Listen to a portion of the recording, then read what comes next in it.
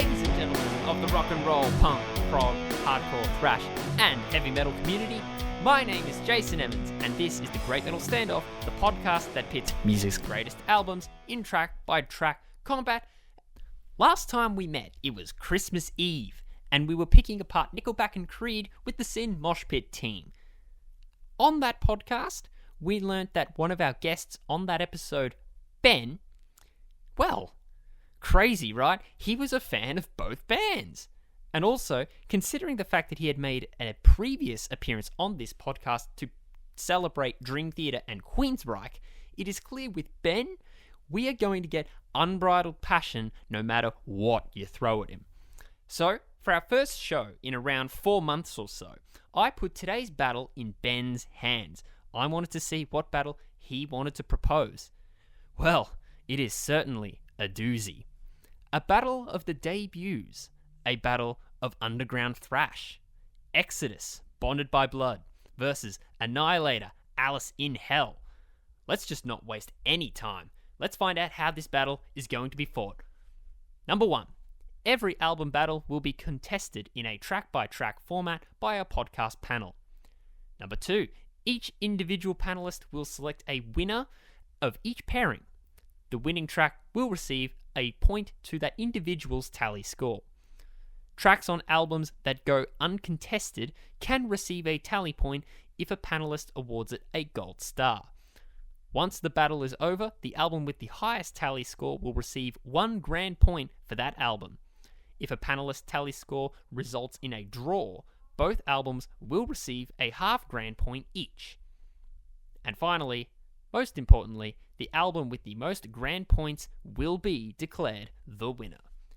Now, for this particular episode, it is just going to be Ben and myself for this battle. We normally do have a 3-person setup for battles such as these on this podcast, and it is quite the rare sight to have a 2-person setup, but we'll explain why it's going to be a 2-person setup very, very shortly. Stick with us in the meantime. But the most important thing is that we have a battle between Exodus and Annihilator. Bonded by Blood versus Alice in Hell. Who is the thrashiest of the thrash, and who thrashed harder on their debut? Let's find out right now. Let's go meet up with Ben for his third battle on the Great Metal Standoff. Roll the audio. And Ben, this is your third standoff. Yeah, it's unbelievable, Jason. I always appreciate the call. When there's no one else to kind of say, hey, would you like to help? I'm always here, so that's great. But I like to pride myself on definitely being a thrash metal enthusiast. So talking all things with you, Exodus and Annihilator, oh my gosh, I can't wait. It's going to be awesome. Well, you're a lover of all metal, not only just Exodus and Annihilator, Ben. The last time we saw you were talking up Nickelback and Creed. That is true, yeah. I love that 2000s rock as well. I go beyond what the conventional realm would be when it comes to bands and popularity and stuff like that as well. But luckily today, we're talking about 2 fantastic records and 2 very, very well-respected bands at that as well. But they also are definitely the epitome of the underground period at the time, because thrash was that. You get a very large sense of community listening to these 2 records from just in the context of when they were coming out. Yeah, one of the reasons why the 1980s is my favourite period of music, it's that youthfulness. You can hear it in the playing. You can even hear it in how both these albums are recorded, like the toms and just with the drums, they echo around the room. I think of Paul Beloff's vocals as well for the Exodus record. It's just reverberating around. It really was a special time, and you can just hear that these bands knew they were on the verge of creating something that was just groundbreaking at the time. Now, before we go anywhere further, we need to preface something. Normally, when we do a Great Metal Standoff, there would normally be a third person here in the room, but we just wanted to say that we were attempting to get a third person into the room here with us today, Ben, but despite we're in a good position right now in terms of the state of the world, Ben, but We just need to be extra safe and take all the extra precautions to make sure that we make it out of the woods safely. So for just this one time only, it's just going to be the two of us, Ben. That's right, Jason, but I think that's good too. I have way too much to talk about on this, and I imagine you will as well. But, it's a pandemic. These aren't ordinary times, and it's fantastic we can even get in here to do the show. So that's a privilege in itself. No, it's the first time we've recorded a Great Metal Standoff inside the Sin Studios for the first time in probably over a year. And also, Ben, it is the first time that you and I are doing anything remotely production in person. It's crazy, I know, and to think we were hanging out over Zoom last year, whatever it was we were using. But here we are. And I said it earlier, I'll say it again, you were a lot taller than I was expecting, which, I guess webcam doesn't give any good sense of height, but... Or the tall chair I was sitting in the whole time. I had like the Twitch streamer style that's gaming right. chair Yeah, at my desk. fantastic. Too good. Yeah, on top of that, so you've done 3 standoffs with us. Dream Theater versus Queensryche, Nickelback versus Creed. In between that time, I should also mention, I was EP of Mosh Pit at the time, Ben. Since the time has changed, I've handed over the baton to you. How's it been being the new EP at Mosh Pit? It's been a really interesting experience. Being the executive producer, especially for the first season, I didn't actually have a team around me, so every playlist I curated kind of on my own. So if people didn't like it, I was to blame. If people loved it, hey, no worries. Yeah, all the love in the world. But it's been really cool now. I've got a new volunteer. Hannah's joined the team, and what I love about this is Hannah brings such a love of punk music that was probably something that was a little bit more of a weakness in my terms of heavy music scope. So I'm bringing kind of the metal, the prog rock, and everything in between, and Hannah's really keeping the show afloat with all the punk music, so it's been great. Yeah, well, we hope that Hannah can eventually one day join the two of us in a future standoff. I hope so, yeah. I think if you've got 2 punk albums that are, definitely worth challenging, let's get Hannah in. It'd be awesome. Excellent. Okay. Once again, it's only the two of us. That does pose a risk between Exodus and Annihilator today, and that is the likelihood of a draw has gone up exponentially. What do you think? Do you think it's likely we're going to see a draw today? I am incredibly curious on your thoughts on these albums, Jason, and I'm not sure with your taste which way you're actually going to go today. So I'm very excited to find out. But I know what camp I'm going to sit in on this one, but either way, well, at least...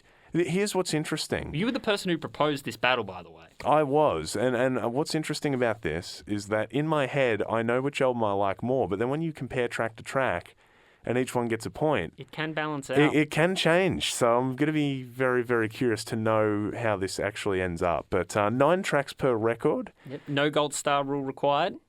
No gold star rule required either. So... I'm super, super, super pumped. So I guess take us through exactly what we're dealing with today. All right. Well, what we're going to need to be doing is signal over to the timekeeper, and it's in hibernation. We should wake up the timekeeper, shall we? Can you let out a large? Because I've given up. Hey, can you wake up? We're ready to go. Timekeeper. Timekeeper. There he is. There he is. Yes, good, yeah, timekeeper. Now, if you could be so kind, sir, ring the bell. Thanks aplenty. Let's go. Exodus, Bonded by Blood, versus Annihilator, Alice in Hell. Track 1, Bonded by Blood, the title track, versus Crystal Land, which is all I could really say. Acoustic piece, it had a little bit of dual, a little bit. It's quite neat. It's a neoclassical piece. This track, Crystal Land, and I think. Immediately, that guitarist and band leader, still to this day, Jeff Waters, is something else. Like, my word, how good is the guitar playing on that track? It's just tremendous. It is neat playing. Yeah, Jeff really is just unbelievable. He described to me, not to me personally, I wish, it'd be awesome to chat to him, but no, he mentioned what makes a great guitarist, and he broke it down to 3 different things. Rhythm playing, soloing, and songwriting. Many have 1 or 2 of those attributes, but it's actually quite hard to find people that have all 3. But I truly do believe Jeff has all 3 of those. So, yeah, really awesome. But at the same time, Bonded by Blood really is a thrash metal anthem to the end. It's still one of the more kind of go-to famous thrash metal songs. It's even talking about, the behaviour in the crowd, how everyone loses their mind and bangs their head and everything in between. And Jason, it's hard not to get swept up by those riffs by Gary Holt in that song, like right off the bat. What was your take when you first heard it? It was actually a reality check for me personally, because this is the first time I ever listened to Exodus and Annihilator doing the research for this podcast. I had to be reminded how much of a underground, how much of a very niche thing this kind of music was at the time. Because the moment the riff hit, I've had to take a moment to remember, oh wait, I'm not listening to Kill 'Em All. That's right. No. Like, the moment the vocals came in, I'm like, hang on a second, is this Kill 'Em All? No, it's not. It's Exodus. Yeah, those first thrash albums definitely always have a quality to them. I guess for the Annihilator one, I'm just blown away by the clarity of the recording.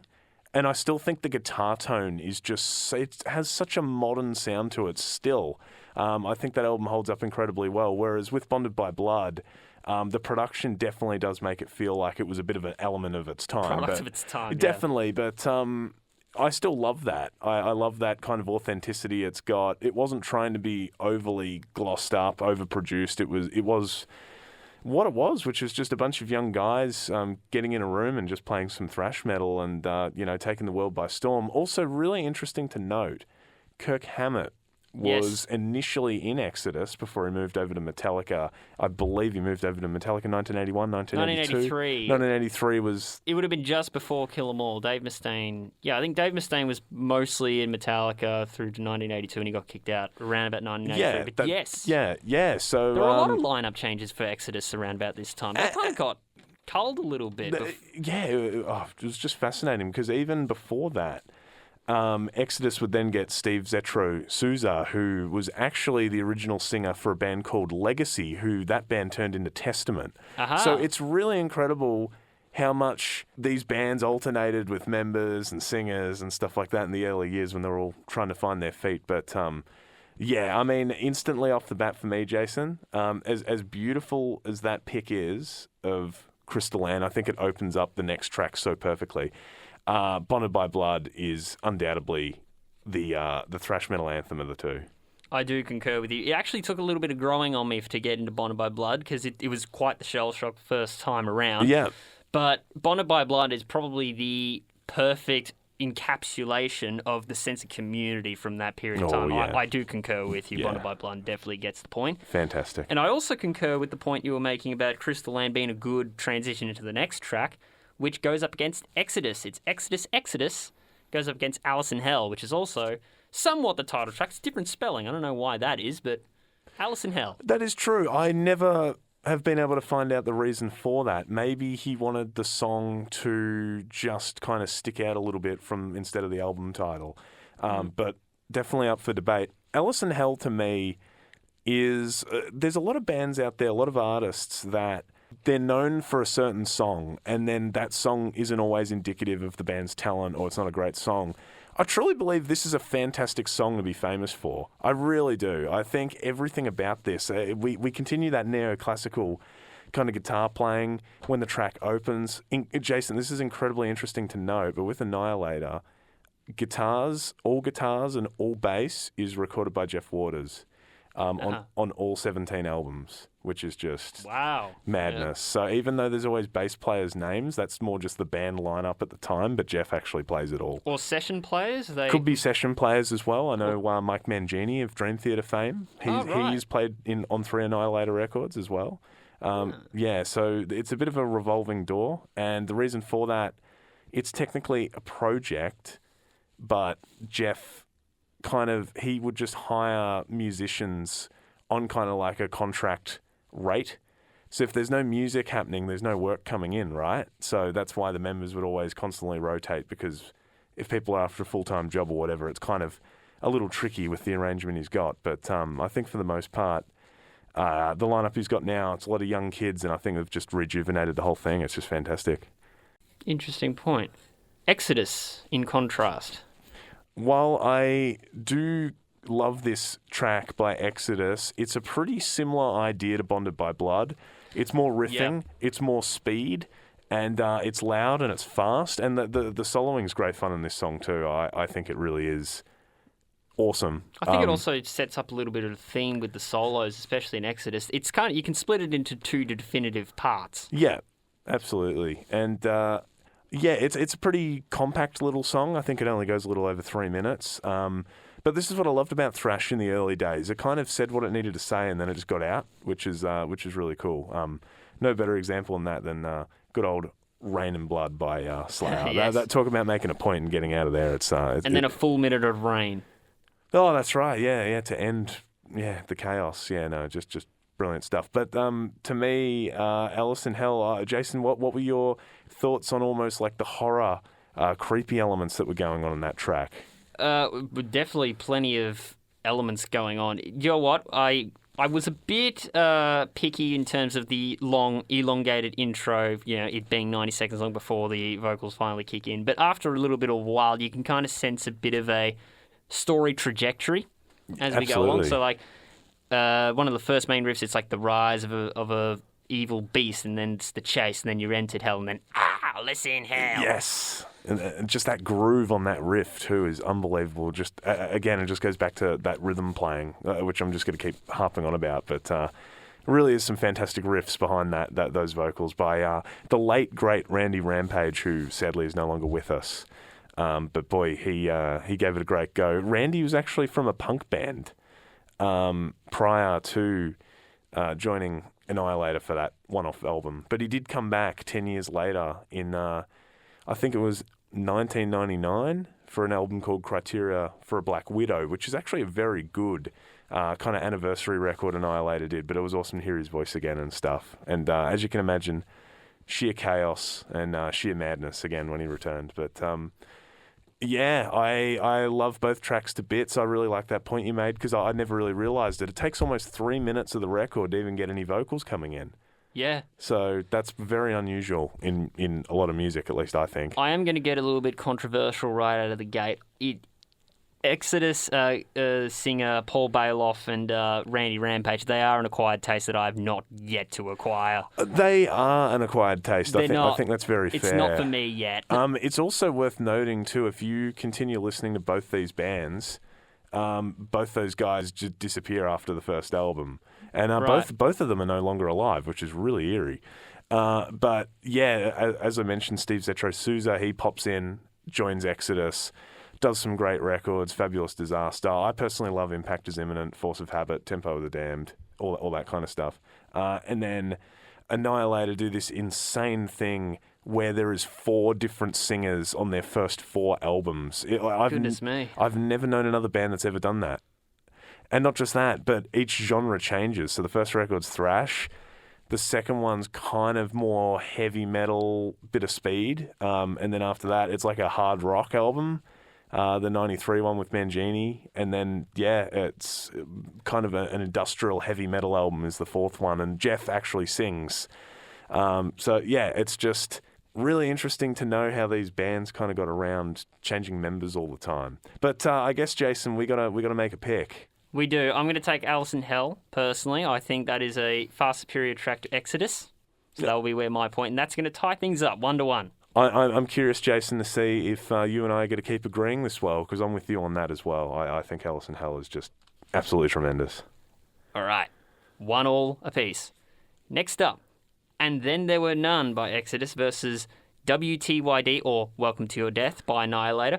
I want to say something. I'm not sure if this is common opinion amongst Exodus fans, but And Then There Were None is probably up in the top 3 for me, especially with that grooving style riff. Oh, absolutely. What a riff it is from Gary Holt. You know, Gary is one of the kings of metal riffs. I've actually said to people he's my favourite riff writer in the world. Of any heavy music, Gary is just fantastic. What makes him so great? You kind of alluded to it. I think the groove. I think there's just always this insane sheer groove to everything he writes. His mid-pace riffs are just madness. If you listen to an album from 2007 Exodus did, The Atrocity Exhibition Part A, I don't know what was going on. I don't know what magic was happening, because those riffs on that album are killer. Like, absolutely unbelievable. Like, just thinking about it, I just get goosebumps as to how great the riffs are. So, This is just an example that it was a young Gary at this point in time, and he had it then, and he's still got it now. Welcome to Your Death is a really fast number from Annihilator, and honestly, I love the riff so much. Here's a fun fact for you, Jason. I'm hoping you're going to touch on this at some point, but I think one thing we can agree on with Annihilator is that the solos are just so out of this world good. At least to me, the guitar solos, this would be up there as probably in my top 10 favorite guitar solo albums of all time. The Welcome to Your Death solo. Sorry, just the record in full. If we're talking great records, and I think what's so interesting about it is my favorite guitar solo album ever would be Rust in Peace by Megadeth. Right. And when the boys with Dave Mustaine were going to the studio to record Rust in Peace, what were they listening to in the van and the car trips up? They were listening to Alice in Hell by Annihilator. And then Marty Friedman comes along and makes these like symphonic, beautiful, gorgeous, well thought out solos. And I can top you on one more fact that's even more fun than that. Jeff Waters actually got offered the position to be the guitarist for the Rust in Peace record. And he declined it because Roadrunner said, no, I think you've really got something with this band. Go ahead and release the record. So in this weird world, everything worked out because I couldn't imagine Jeff or anyone on the planet doing a better job with those solos on Rust in Peace than what Marty Friedman and Dave Mustaine did. I just thought, it was one of those things, everything came together and it was a moment in time. Would you say Jeff Waters would be able to surpass Marty Friedman in terms of solo playing on Rust in Peace, or do you think it's worked out perfectly fine and they're at equal playing field? I think Jeff's ability, he'd absolutely be able to write some just madness, incredible solos, and I think he'd have a fair shot at surpassing it. I truly do, but at the same time, it's hard to imagine it being any better than what it was. I mean, that's my favourite album of all time is Rust in Peace. Yeah. It just holds up so well. It really does. I've showed people who aren't even fans of metal the Rust in Peace record, and they love it. But even they can go, musically this isn't normally my thing, but the playing on this is just so well done. It's just hard not to love it. So, all right. Yeah. If we could move it over from guitar riffs into vocals, I have spoken my praise for And Then There Were None. Definitely one of the top 3 for Exodus. But yep. Paul Bailoff, man. Was there any thought put into his vocals on this? I think that's what the appeal was. I think that's what everyone loved about Paul. He was never out there, prancing around saying, I'm the best singer in metal. He was just a guy that had such a love and a passion for the music. And you can just hear that in his vocals. It almost sounds like he's just barking or shouting at you half the time. But yeah, from all accounts, he had a larger-than-life presence.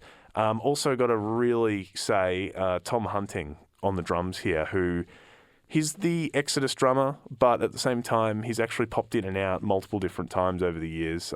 They've done some records without him, but I think Tom's drumming, it only gets better as you go through their catalogue, but at the same time, you could already tell he was very talented even back then in 1985, so... Yeah. The drums left me very intrigued throughout both records, so I know nothing about drums. Sure. So if you can lay as many fun facts about the drumming as we go along, it would be greatly appreciated, Ben. But where's your point going to lie? Mine is going to lie at then And Then There Were None. Yeah, I think... I just love Welcome to Your Death way too much. It's got this mid-pace riff in it that comes in, I think, 2 minutes 30 in or whatever. And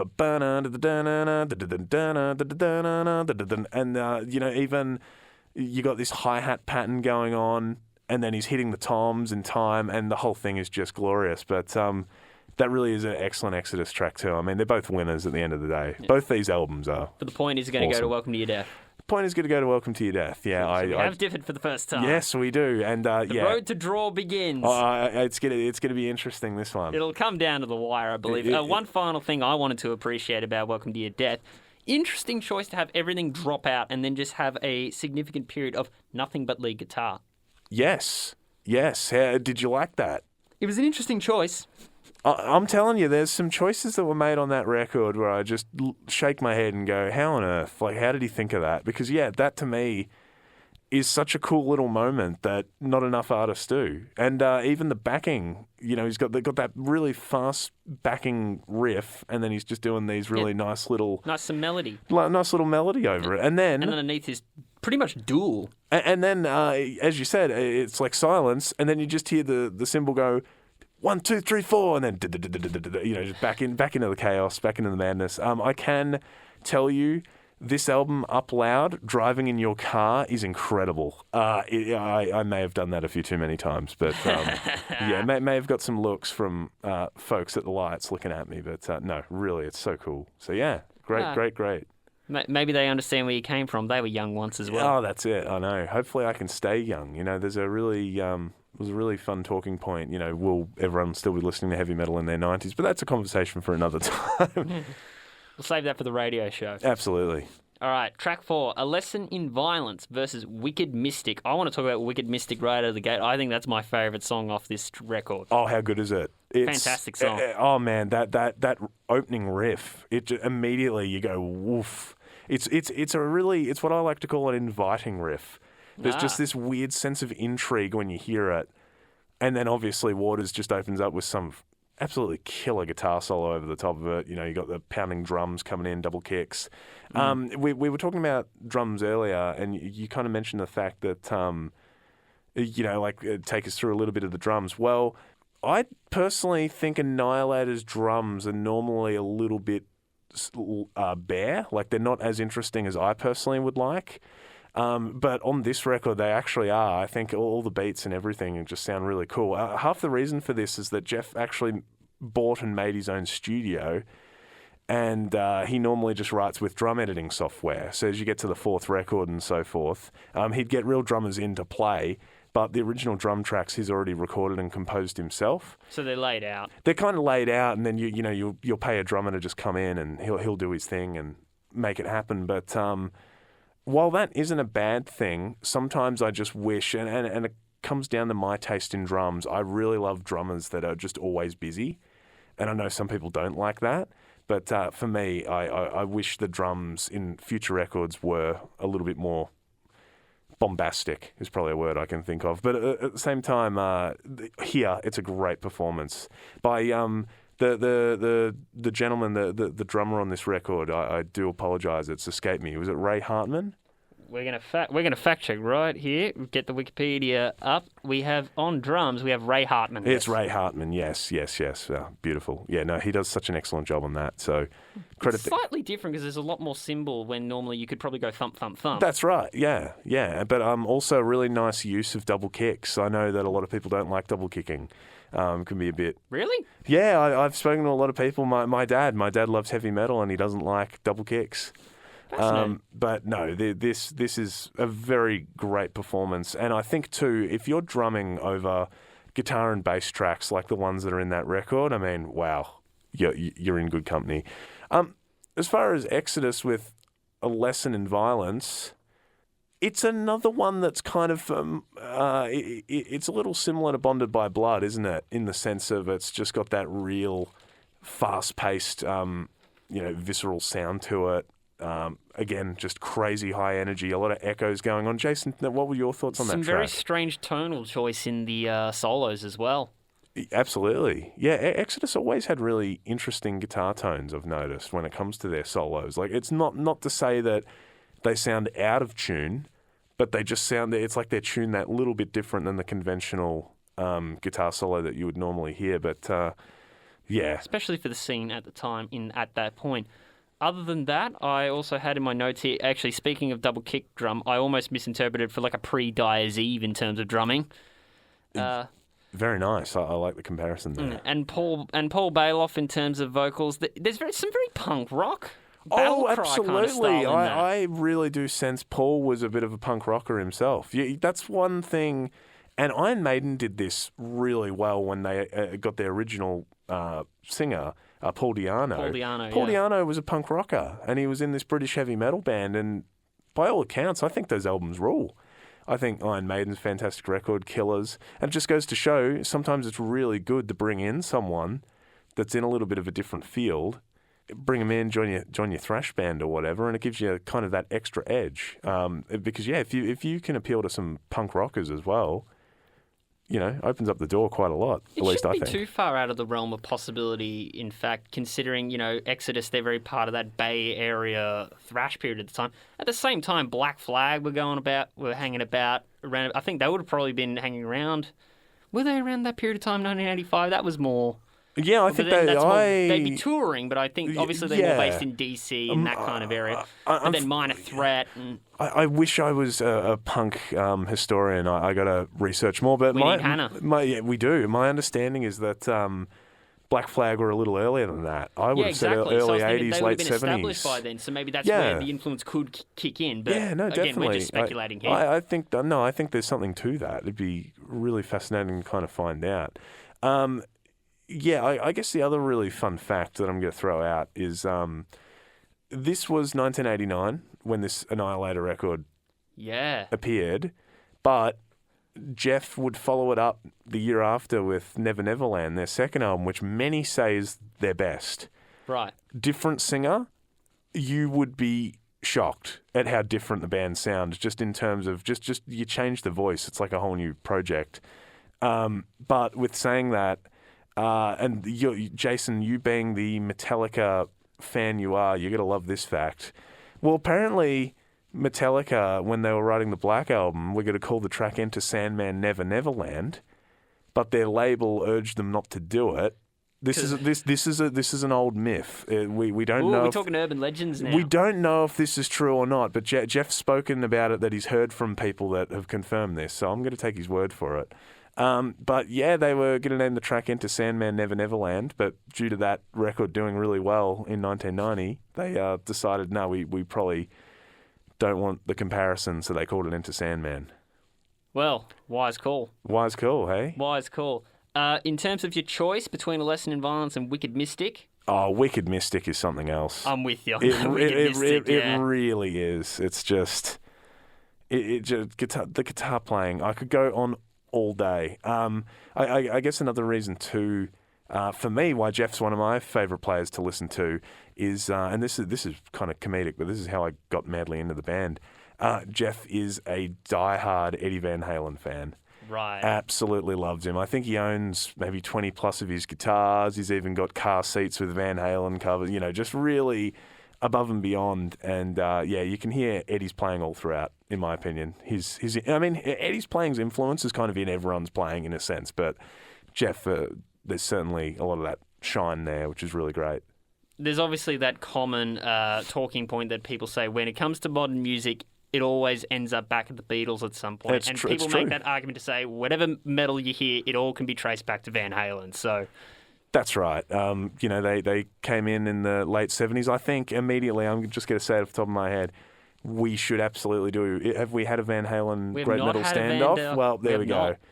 I will think of a good album to compare it to. I think that would be great fun. And we'll be back here in the studio to talk all about it. Absolutely. It's nice and easy to get to, and loving the chat. But some homework. We're moving forward here with track 5. Yeah, we are. We're bordering on halfway. So how about we do a little bit of a score check? For myself, 2-2 draw. Wow, really? So that will mean a half point each, and maybe that might actually assist in a victory. Could. But Ben, Annihilator leads 3-1. It's going to be very interesting to see what will change, if anything will change. We're going to find out. It's going to be awesome. Right. Metal Command versus Burns Like a Buzzsaw Blade. Oh, man. Both these tracks are just so stupidly fast, aren't they? Jason, I always wonder when, you might have had, let's just say, I don't know if you have or not, maybe you had a bit of a break from listening to thrash metal. But are you still blown away by the speed of this genre at times? I thought it was, in Metal Command, I thought it was a bit more of at a steadier pace. It was fast, of course, but it was very much controlled. Yeah. Yeah, no, that is a fair point. Yeah, Metal Command is it's definitely another classic Exodus track. This is, by all accounts, many diehard fans, everyone agrees this is Exodus's best album. I incredibly disagree. As calling Metal Command their best song. Oh, sorry, the Bonded by Blood is... many believe that is their best record, many fans. So you started on a really good one. And I guess the issue that Exodus had, they had a few patchy records, which I disagree with. I'm just such a fan of Exodus. But yeah, to me, Fabulous Disaster would undoubtedly be their finest hour, which was, I think, released in 1989. I could be wrong. It was 88 or 89, but... I'll fact check that after the show for you. How about that? Sounds good.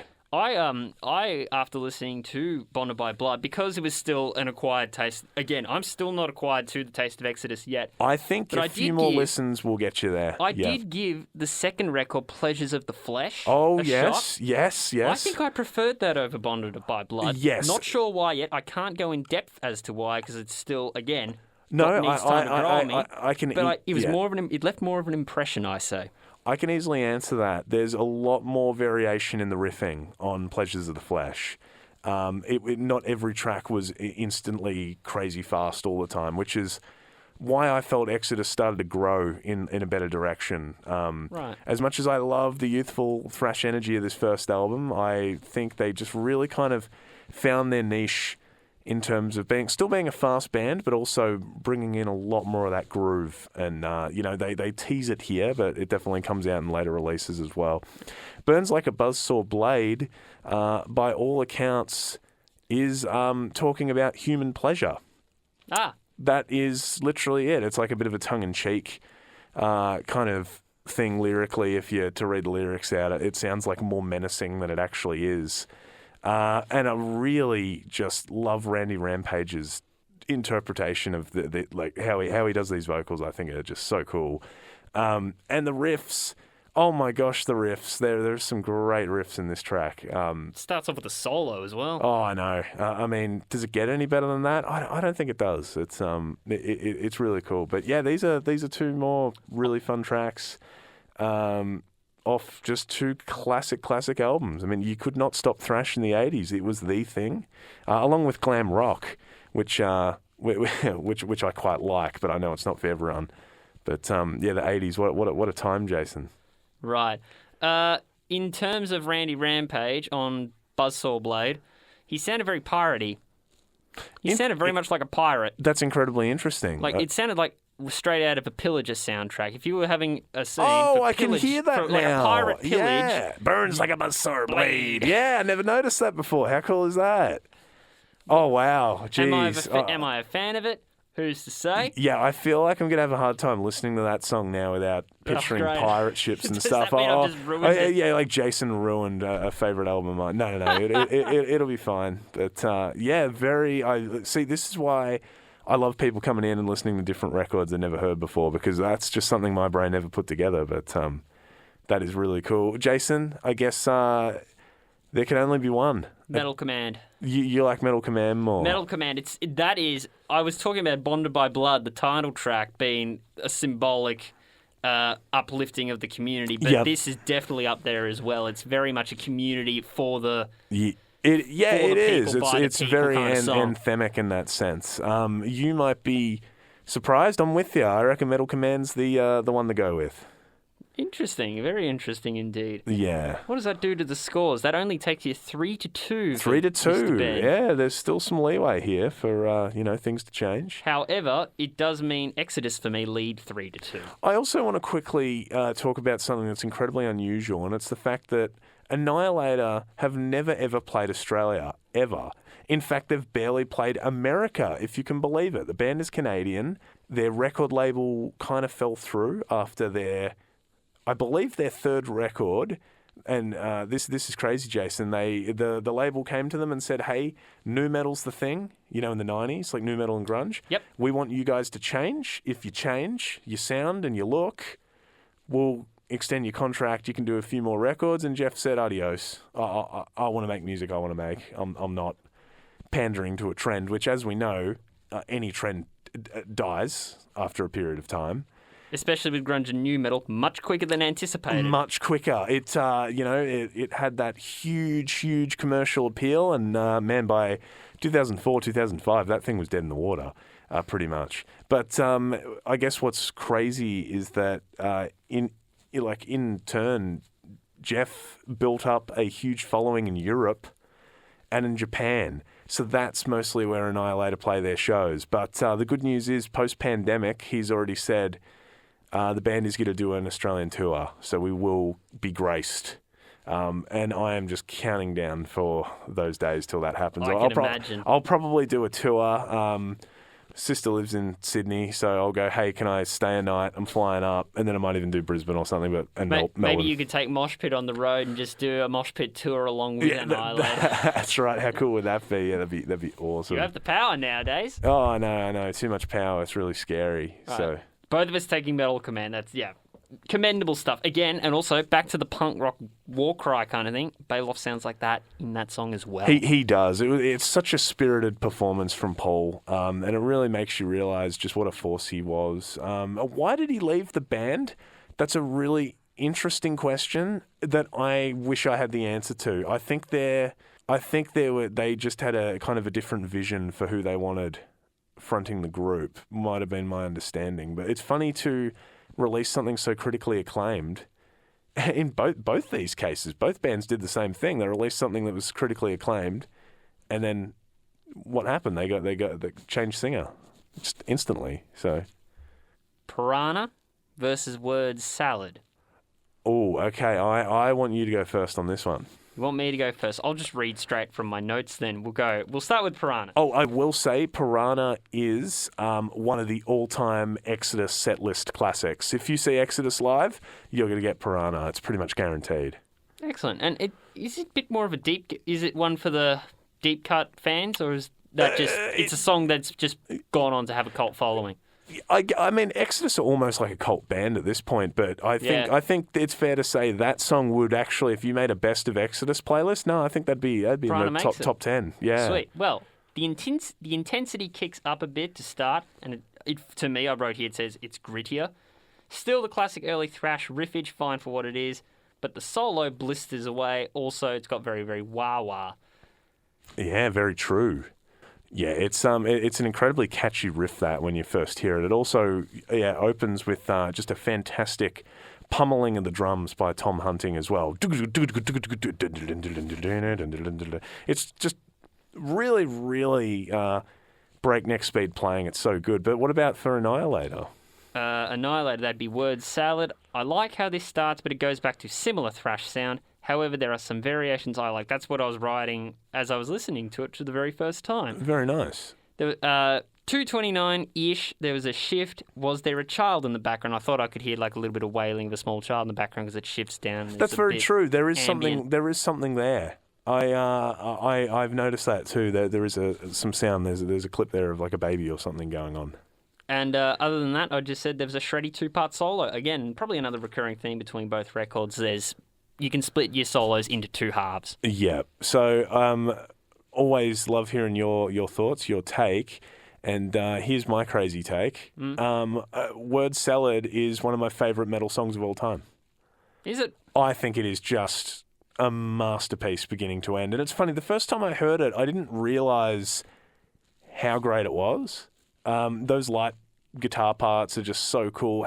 All the riffing, how stupidly technical some of it is. And I think the solo, it's one of my favourite solos ever too.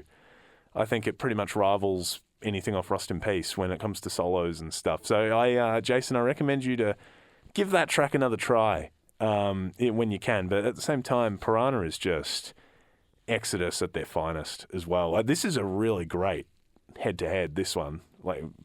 Wow. Picking a loser out of this is kind of just unbelievable to even think. But oh man, yeah, I could talk for 2 hours on how much I love Word Salad. I just think it's just such a delight to listen to. The playing is so fast, but it's groovy. It's very rhythmic, and the drums keep up full pace. And that solo, it's a shame with podcasts that we can't, legally we can't play the solo, because I would absolutely say play that solo right now and we can all enjoy it on the podcast. But hey, you know what? That's what's great about the standoff is you hear us banter away, you hear Jason banter away with folks, and then you go back and check out the albums after, which is great.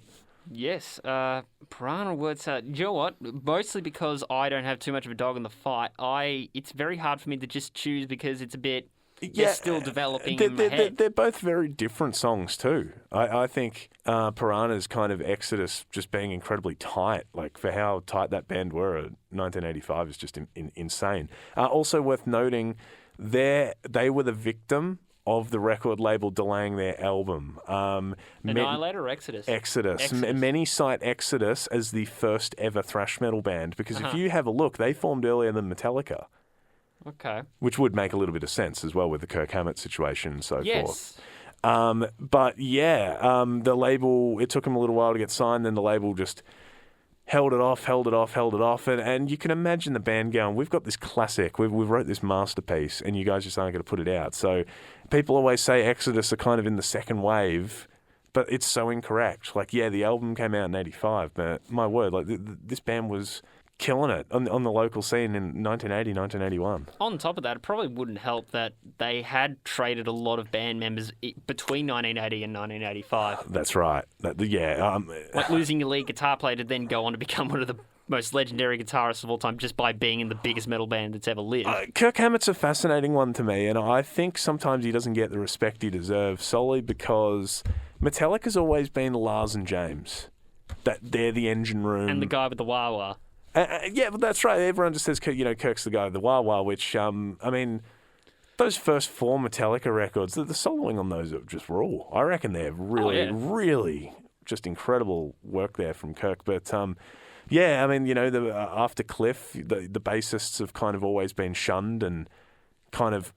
Incorrectly, mind you, Newstead and Trujillo. I read something incredibly upsetting about Newstead the other day. He admitted he can't play Metallica music anymore. It's just age. At the level that he used to. At the level that he used to, because he, physically he's had some surgeries and stuff like that as well, and yeah. What bugs me about that is that probably also means we won't be able to see any like Newstead as well. That's right. Yeah, because they had a nice little.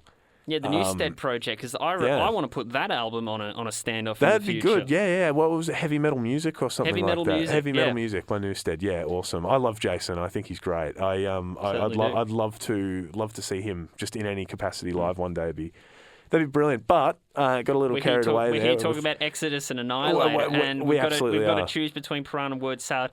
Just because it hasn't developed all that much, I'm going to need to take some. Give me your best argument as to why I should pick either song. Give me your best argument for both. Okay, you would pick Piranha because the riffing is instantly memorable, catchy. It's one of the first songs Gary Holt ever wrote as well. Yep. And I think it channels everything that Exodus is as a band. I think if someone was to say, I've never listened to Exodus, could you show me a song? You'd probably put on Piranha or Bonded by Blood. So, yeah, it's definitely a staple for the band. And on the other side of things, you probably wouldn't put Word Salad on as the opening track you'd ever show someone for Annihilator, simply because it takes a little bit more time to kind of get going. But in my opinion, it has one of the best solos of all time. And Jeff must think so too, because he always plays that song at any guitar clinic he ever does, I've noticed. Maybe the variation in the riffs and the tempo changes and stuff. The playing is just on fire, and I think the riffing is great. And as a composition, and this is a word I need to keep saying that I'm not saying enough, his songwriting and how he composes music to me is super clever. It's like a jigsaw puzzle, and he just seems to make it work every single time. So those are my arguments. For me personally, it's Word Salad by a landslide. I think that track is just incredible.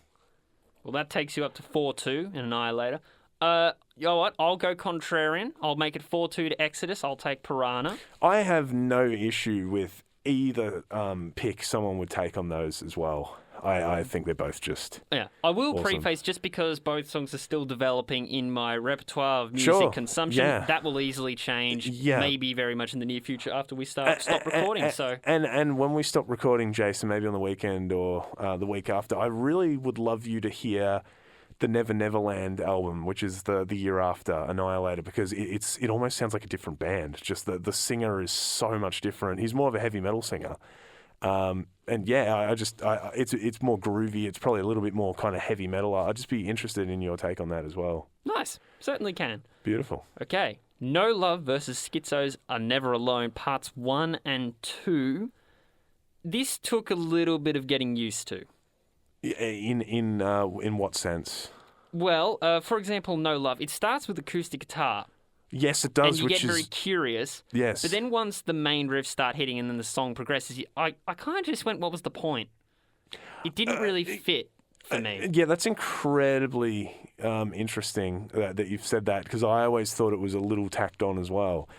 When you think of Crystal Ann, it actually, I think it complements Ellis and Hell, whereas this, it's kind of just there. It there. introduces you to the record, and then it leads you into a top song. Yeah. Hell. And No Love, I'm with you, tacks on.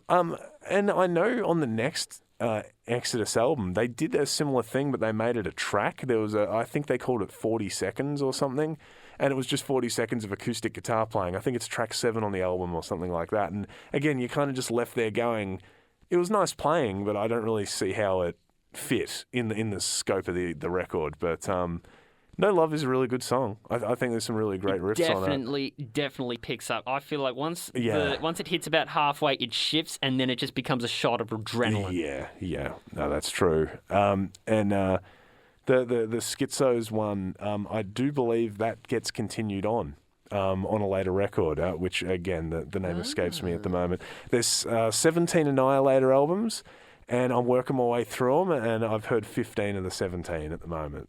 Anyway, talking about Schizos Are Never Alone, what compositionally shall we focus on?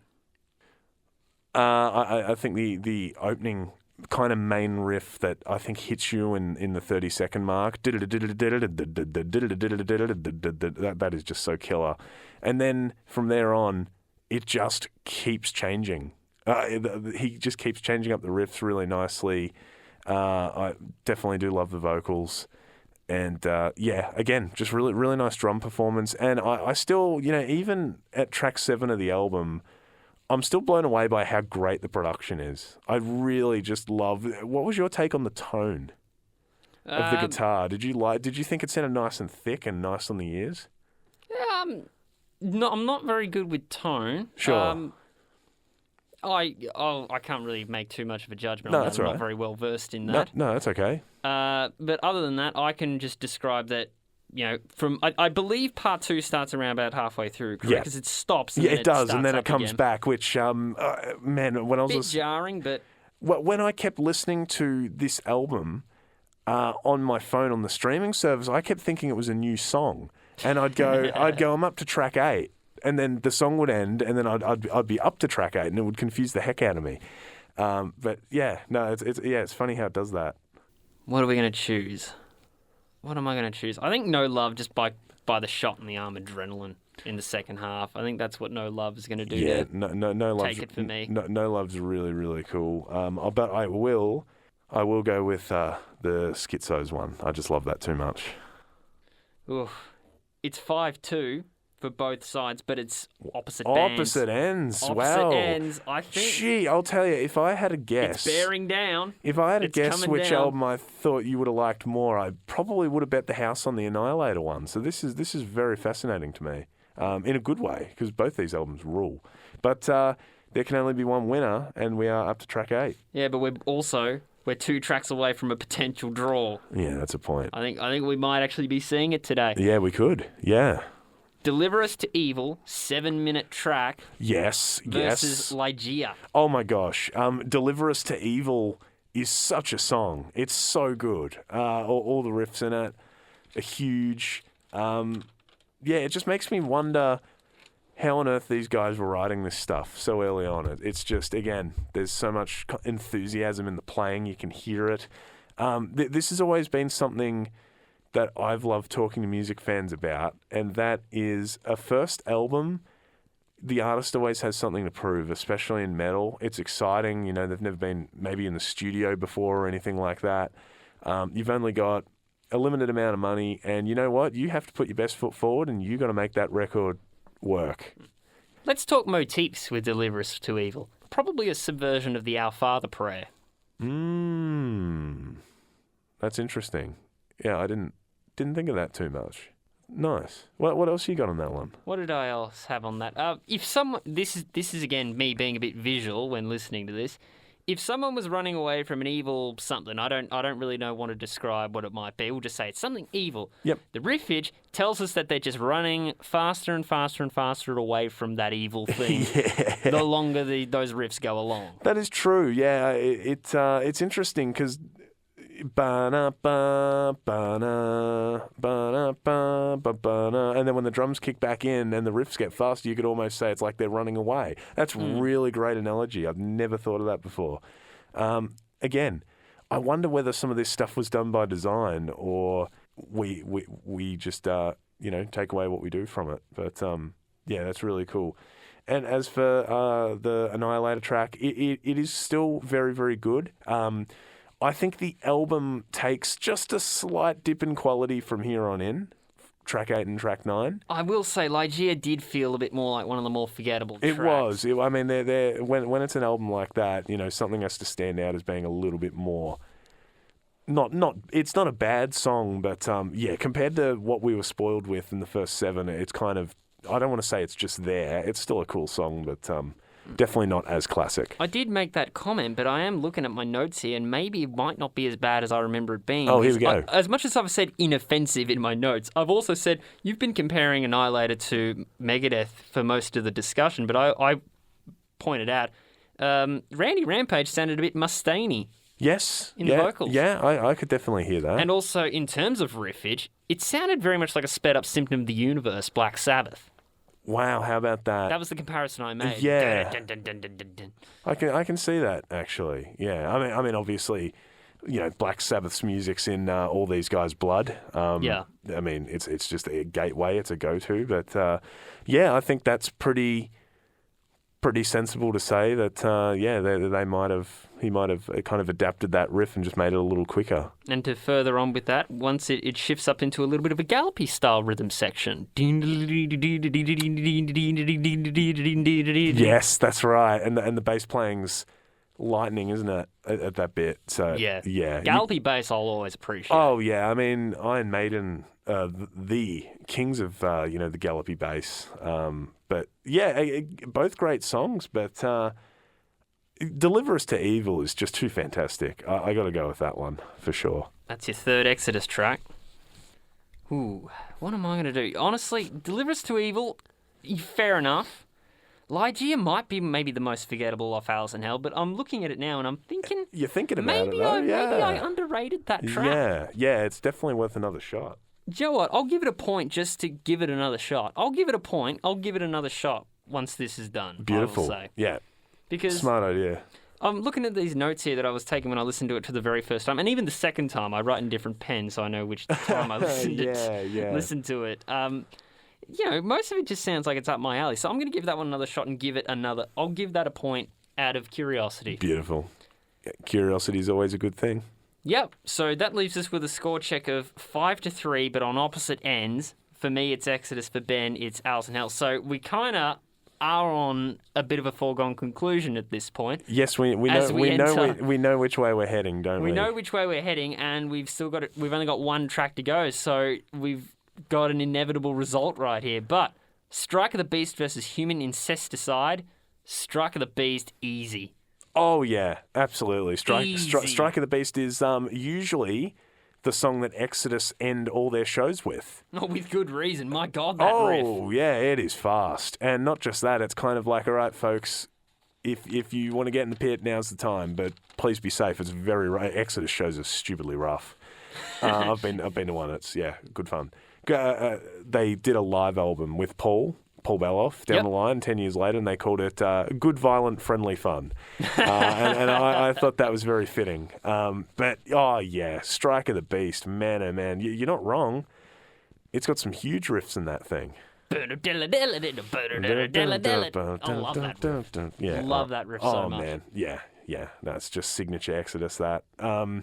Also, should shout out, I always keep saying Gary Holt because he's still with the band and he's kind of their leader. But Rick Hunolt, or whatever his name was, I apologise on the pronunciation there, he was with Gary for the first 6 records and they were nicknamed the H Team. because they always delivered with the riffs and the solos, trading back and forth from each other. So he definitely deserves to get some credit too. Correct me if I'm wrong, was Rob McKillop on the bass guitar on this Exodus record? The Exodus record. On bass, we have Rob McKillop. Rob McKillop, who played, I think, on their first 4 albums before he parted ways. I've just always been fascinated, Jason, with how, like, the drummers that took over, because Tom Hunting stepped out for a bit. He's back with them now. But John Tempesta, who you might know the band The Cult, he plays with them a lot now.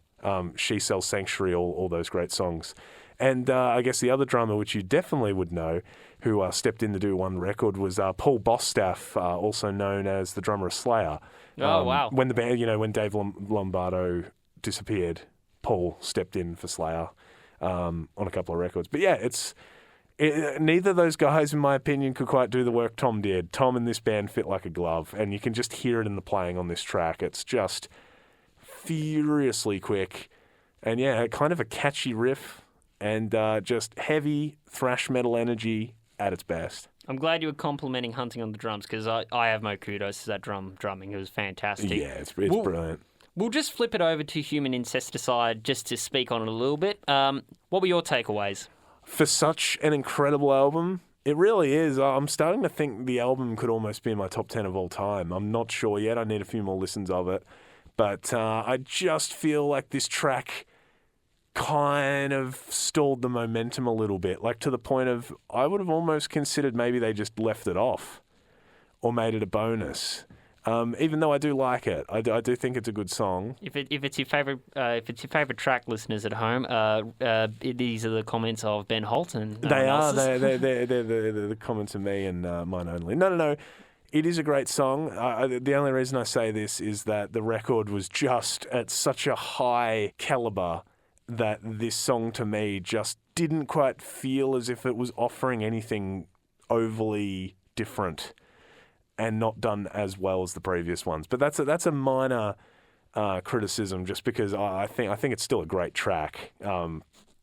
It probably sounded harsher than what it actually was, but yeah. In terms of riffage, what were your thoughts on the occasional dive bomb and the whammy bar use? Yeah, I've always loved Jeff's ability of, just getting all different sounds out of his guitar. I think the whammy bar sounds killer. Exodus do this a lot too, more so on later albums. They'll get a really awesome whammy bar squeal out of the guitar, and it'll open up a solo. I've always loved that. Like, that to me, if I was a guitar player, oh man, I'd do that every solo. Just open up with some really loud whammy bar, kind of ringing, reverberating around the room, and then just start shredding. But I'm not talented on the guitar at all, and I don't play. So neither am I. I've owned the same acoustic guitar for borderline 10 years, and I'm still a beginner. Really? Yeah. So you ain't going to be pulling out Crystal Ann anytime soon? I won't be busting out Crystal Ann anytime soon. I won't be doing any acoustic renditions of Human Incesticide. Yeah, that'd be fascinating to hear. Yeah. But I think we're both in agreement that it's going to be Strike of the Beast easy. It's going to be Strike of the Beast, absolutely. How could you not go past that? Awesome. That is a fantastic end, regardless of whether my views on Exodus are still acquiring. Great end. Yeah. I think for you, Jason, you'd probably really like Fabulous Disaster would be the album I'd recommend for you. It's their third album. They were really in full swing with Zetro, and they even do, the song Lowrider, they even do a cover of that on the album, and it just, everything they did worked. It was really strange. Giving me homework, love it. Yeah, that's it. So, yeah, if I was to say one more of both bands, I'd say Never Neverland Annihilator, and I'd say Fabulous Disaster by Exodus. All right. Well, we're at the end, Ben. Unbelievable. I appreciate you letting me chat away. I'm sorry if I overtalked, but I had a lot to say. These are both fantastic works. Well, let's see on paper what you had to say on the scoreboard. And, well, we said it's an inevitability. Yes, it is a draw. So, Exodus got the grand point for me with 6-3. 6-3. What were the 3 Annihilator ones you liked more? Alice in Hell, yep. Wicked Mystic, yep. and for curiosity, Lie Here. Yeah, nice. Okay, awesome. So that's one grand point for Exodus for me. But, Ben, 5-4. 5-4, Alice in pretty Hell. close. Yeah, I mean, this is comparing. It's almost like picking between your children. Like it's just bands you love so much. Yeah. And The two-person dynamic, it raised the possibility of a draw exponentially, and it has happened. It did. I actually thought maybe you might have gone the Annihilator route. So that was a nice surprise to me as well. But yeah, I mean, at the end of the day, both bands are winners. Both these albums have sold really well, too. Lucky for us, Ben, maybe we do have a deciding vote because we went onto our Mosh Pit on Sin Facebook, facebook.com/Mosh Pit on Sin. Yeah. I decided I wanted to pop a poll up and leave it up to you to see if you guys, if there's going to be two of us and the possibility of a draw has gone up exponentially, let's leave it to you, the listener, to determine a winner for us. So we asked the question to you, and the problem is I'm reading the poll right now, and not even you, the listeners, can decide because it's 50-50. This is just unbelievable. I mean, we have to have a winner. So maybe, perhaps, we might be able to reach out to some people and get their thoughts on it. But obviously, wouldn't get them talking for an hour and 20 minutes like we've been doing. But how do we solve this issue that we got going on here? I think this is an insolvable issue, Ben. I think we're going to have to leave it at that. So we're playing almost like the participation game, everyone's a winner. Not quite the participation game. It's just that we're just... These deserve awards, these albums. These are high-end quality stuff. Yeah. High-end quality stuff. We'll sit here and we'll give them... How about we give them a round of applause for creating great music for us all? I think that's very fitting.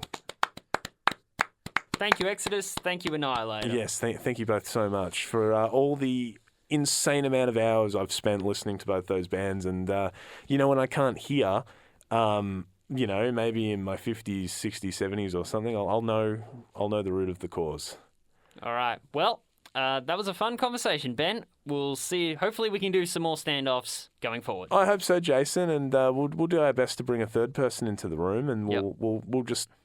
That'll fix our issue, I guess, of drawing. But everyone's a winner. Both albums are great. If you've never listened to them before but listen to the podcast, I think you'd be almost crazy not to check them out after us talking about them. In the meantime, I've got some more thrash to listen to. Thanks very much, Ben. News just in. News just in. When Ben and I recorded our chat and read the poll over at facebook.com/moshpitonsin, there were still a couple of hours left until voting officially closed. And just after wrapping up, we found some extra votes had been cast. And when I say just after wrapping up, I mean mere hours after we stopped recording, bid each other adieu, and went our separate ways. Oh, we touched and went our separate ways. Anyway, you get it. So, all importantly, we can now reveal the updated results since voting has closed. It has given us an official winner. The winner of this battle, at 60% to 40%, chosen by you, is Exodus, bonded by blood. Well done, Exodus. It was a post-podcast vote. It was voted by the people, you the listener. And this goes to show that if we ever find ourselves locked in a two-person panel again, we can count on all of you listening to cast that all-important tie breaker. Big thanks again to Ben for taking the time out of his day to talk Exodus and Annihilator with me on the show. And thank you to all of those who cast a vote in the official poll over at facebook.com/moshpitonsin, the official Mosh Pit on Sin Facebook page, the flagship heavy metal show here at Sin Media. You people who voted are the people who helped us decide a winner today. Break the dead heat, break the deadlock, and also, just more generally, thank you for listening as well. We hope you can stick by for more battles going forward. We have plenty lined up, and they're up our sleeves, they're on their way. But also, check out our previous episodes of the Great Metal Standoff. You can find that wherever you get your podcasts, including Apple Podcasts, Spotify, Omni.fm, and even at the Sin Media official website, syn.org.au. But also, anywhere else you can get your podcast, I'm sure you will be able to find it. And if you would like to stay up to date with what we do here at the Great Metal Standoff, be sure to chuck us a like over at facebook.com/Metal Standoff Pod. That's all for now. Till next time, metal up your ass.